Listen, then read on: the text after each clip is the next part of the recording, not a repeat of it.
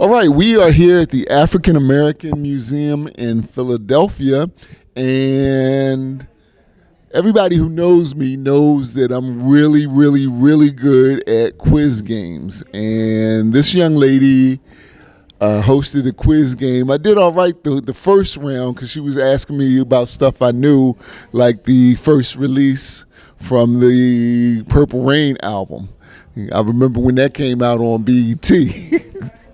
But then she got me on the history joints. But anyway, here's what I'm going to do. I'm going to ask her to introduce herself and tell us a little bit about her experience as a game master. Thank you.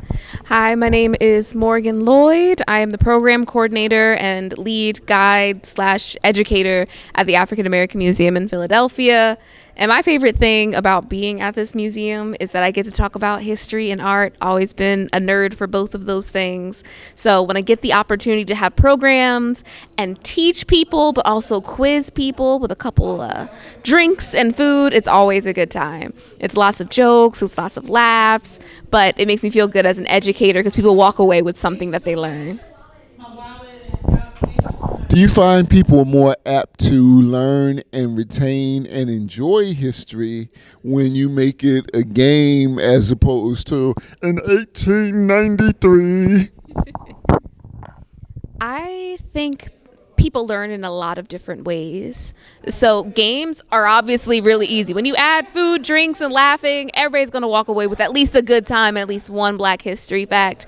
But also I think if you tell history as a story, it always is a lot more interesting than if you just break it down with, in 1893, George Washington did something. Like, no, focus on the characters. Make it interesting. Make it conversational. And it sticks with people, just like a language, you know? Well, one of the purposes of our radio show and podcast are stories. We love great stories.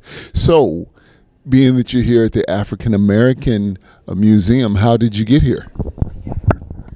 It's a long-winded journey, but it started off at Coppin State University. I'm South Jersey girl, Pennsauken, New Jersey, Camden County, and my dad's family's from Ghoultown. If you know, you know. And so I ended up actually leaving for school with international studies, decided to try something different when I came out, stumbled in the city of Philadelphia, got an internship at a gallery. Next thing I know, I have a fellowship at the Philadelphia Museum of Art. Next thing I know, I find myself working in Black arts and history, and now I work at the African American Museum in Philadelphia as their educator. 3 years in now. That is great. So, working here at the museum and having such a wealth of knowledge, what are some of your favorite stories from African American history? I have so many, but my absolute favorite, and I think I'm just going to give you the one that I told folks today. If you did not know, once upon a time, there was a man who shipped himself to freedom in a box. Please note he's not the only person who's ever done it. If you ever read William Still, he has a book called Journal C, The Underground Railroad. He mentions many women who did it before Henry Box Brown, but Henry seems to be the most famous because he has a picture. Now, it's cool. He shipped himself to freedom, to a Black man, an abolitionist home. He's in a newspaper. It's amazing. But what many people don't know is a lot of Philadelphian historians, we love him, but also we have a little bit of an issue with him. Because when Henry Box Brown shipped himself to freedom, the man who helped him, who happened to be white, who wrote the address, also wrote to the white newspapers that Henry Box Brown was coming, thinking it would be a good idea. However, when we get that picture of Henry, the one that he's very well known for, there's a variation in a white newspaper, meaning the white newspaper arrived at the Black abolitionist house, the man who's known as the godfather of the Underground Railroad, with Henry Box Brown popping out of a box singing a premeditated song of freedom. It's not a good look. It's a real bad look, actually. And then he ends up refusing to actually get a traditional job as encouraged by the abolitionists, and starts singing and dancing on the side of the street, singing his song of freedom, giving the addresses and names of every single Black person who helped him along the way. He's ruining it. He kind of messed up the mission. So they got rid of him. They said, listen, you can't stay. You have to go to Chicago. We have a bunch of friends over there who have been helping. And so he goes and he does the exact same thing, now listing all of the Chicago black abolitionists by name and address. In Chicago, they realized, hey, that's a bit too much. You got to go. So they sent him over to England where slavery had been abolished. So nobody's looking for him.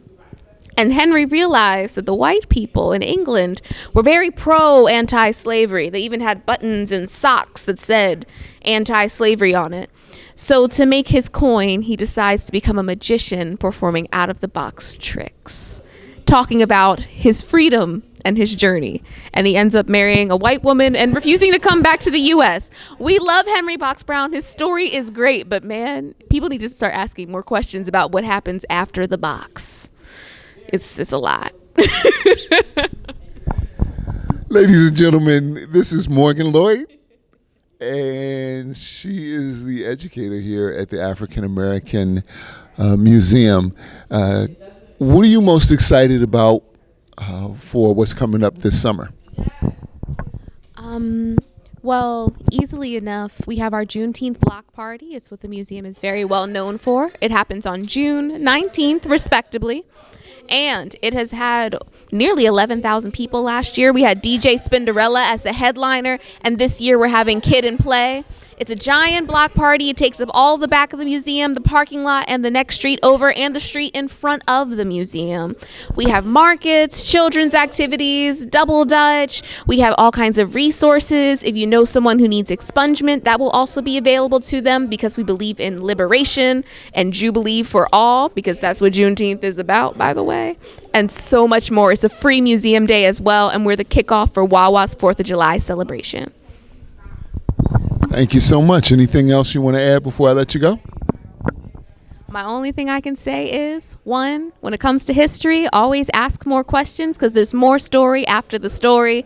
And two, you could be Jersey based, and just so you know, you can claim some Philly history too, because half the people who are great here did it in Jersey first.